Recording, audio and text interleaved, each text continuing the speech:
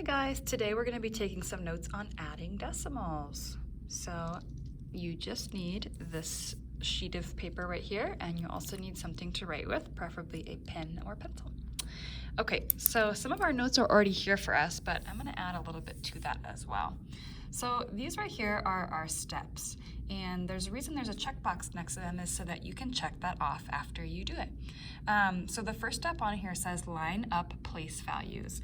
One tip I would like to add to this that we're going to just write right below is start.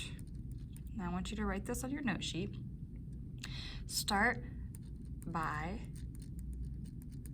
lining up actual decimals. Okay, so let's just say let's say you're given a problem like this. Let's write it up here at the top. 246 and 89 hundredths. And to that we're gonna add 75 and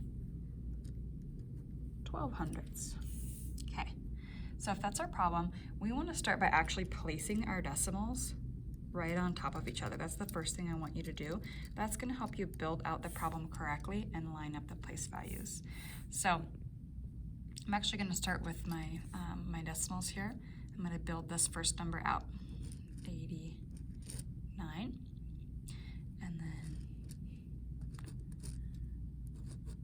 246 and 89 hundredths. My second number is 12 hundredths and 5 ones, 7 in the tens place, okay? So right now I know that I lined up my actual decimals and then I lined up my place values. So everything is nice and in place. I'm gonna give that a check right there. Okay, the next step is fill in any placeholders. Anywhere you have like a blank spot below or above a number, you want to add a 0 there. Okay, that's called just a placeholder. And the reason we want to do that is so that we don't get mixed up. Like let's say you're doing this math and you're not using a little grid like this.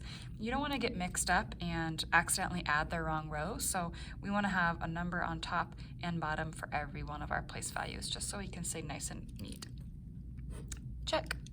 Okay, and then our next step is add, but we're going to add a note to this. So start on the right, and the right is going to be our smallest value. Okay, and then we're also going to add a little note here saying don't forget to regroup. Okay, all right, so now we're gonna start with the digit all the way on the right, okay, because that's gonna be our smallest value. So 9 plus 2, I'm gonna draw a line right here. It's kind of hard to film and do this at the same time. So 9 plus 2 is 11, okay? In the hundredths place, we have the 1 of the 11, and then we're going to take that tens place and we're going to regroup and put it up here, okay? And then we're going to add 8 plus 1 is 9, plus another 1 is 10. So this goes here, and then we're going to regroup that 1 from the 10 up top. 6 plus 1 is 7, plus 5 is 8, 9, 10, 11, 12. So you put your 2 from your 12 down there, and then you regroup your 1 from the 12 up top to the tens place. Okay, so now we're adding 7 plus 4 plus 1. So 7 plus 1 is 8, 9, 10, 11, 12. Put the 2 from your 12 down there, and your 1 from the 12 up top to regroup. Now we're just adding 1 plus 2 plus 0. So 1 plus 2 is 3, plus 0, still 3. So we have 322.01. By the way, we want to drop that decimal straight down. I should have done that in the middle of that math problem, but you can just draw an arrow. We just bring it all the way down so it's in the same column. Okay, so our answer here is 322 and 1/100th. Okay, I'm gonna cross that out, and we're gonna add one more step up here that's not listed on your sheet. So I want you to add a little checkbox. This is your final step. Let's write this and then I'll explain to you what it means. Check for logic using estimation. Okay, so here's what this really means. I want you to think logically. Like let's think in terms of money, because money is always kind of an easier way to think about things. If somebody gave you around, let's see, we could round this to 250. Like if this was money, if something cost $246.89, just round that to around 250, okay? So if somebody gives you around $250, and this is 75 and 12/100ths, so it's like 75 bucks and 12 cents. That's pretty close to 75, okay? If somebody gives me 250 and then they give me another 75, well, I'm gonna think logically here that 250, okay.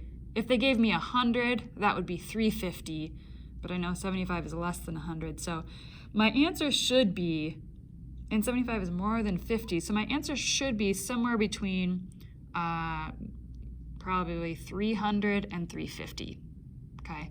That's where my answer logically should be, and my answer is 322 and 1/100th. So that makes sense because 322 and 1/100th is in between 300 and 350. So does that make logical sense? Yes, it does. If I did my math completely wrong or I lined up my numbers wrong, you might have a number that just wouldn't make sense. So you want to always just check to see, does that seem about right? And in this instance, it does. So that's your notes on how to add decimals. I would say the most important parts are what we have on our little check boxes here. You got to line up your place values, fill in any placeholders, and then you want to add starting from the right side, which is your smallest value, and you go all the way over, not forgetting to do our regrouping, and then we check for logic. Okay, so that is how you add decimals.